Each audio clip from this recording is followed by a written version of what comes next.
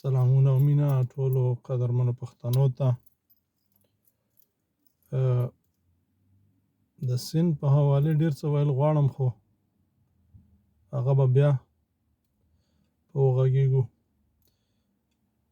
خو د پښتنو زوال، ستاسو زوال چې نن سیندایم درته راوچتېږي او پېژنې مې تاسو ته افغانی وایي،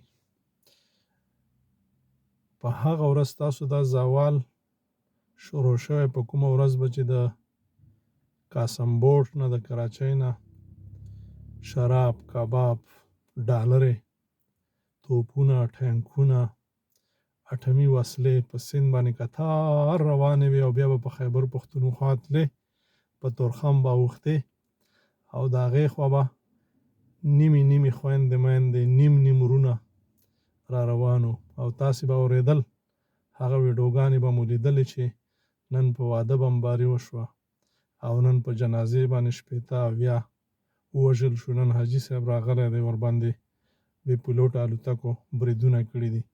سیندیان د هغه وخت نه تاسو پېژنئ.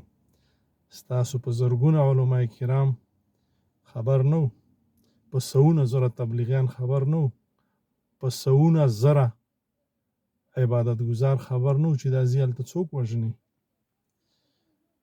خبرې ډېرې دي، خو که ځان ونه پېژنئ، په شناختي کارت تاسو پاکستاني نه جوړېږئ.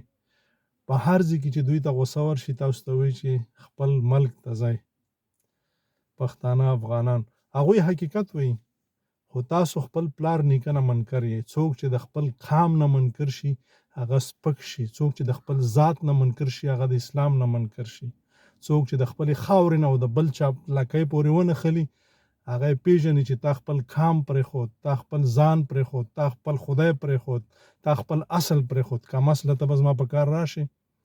البته ټول نه، خو زما دا بد نومونه په خوله نه راځي چې هغو ته یې وایم. که ځان ونه پېژنئ، په خدای که په پښتونخوا کې ورنه خلاص شئ. دا یې پیل دی، بیا به منظم کېږي، تر څو پورې دغه نیمګړې مبارزې، دغه عدم تشدد، خو غفار خان رحمت الله علیه د خدای وبخښي، د هغه وخت نه دي، تر څو چې ټوپک ته لاس نه کړي. د افغانستان لیوانو ټوپک ته لاس که څه یې وکړل، خپله لږ تر لږه خپله خاوره خو د خپلو وروڼو سره یو ځای کوي که نه. لږ تر لږه دوی سره ظلم مه کوئ. هغه خپله خاوره د اټک د مرغلۍ نه راواخله تر میاوالي پورې، دغسې دا خو ته نه رابېله کوي که نه. بیا د خپلو وروڼو سره په ژبه پوهېږئ، بیا به کوم کم اصل تاسو ته مو نه وایي چې ته څوک یې، ځکه چې بیا به هغه کم اصل وي. الله مو ښاد و آباد لره. اوس څه چې سیندیانو وکړل، تاسو یې مه کوئ. تاسو یو بل ته لاس ورکئ، بیا ګورئ چې څه کېږي.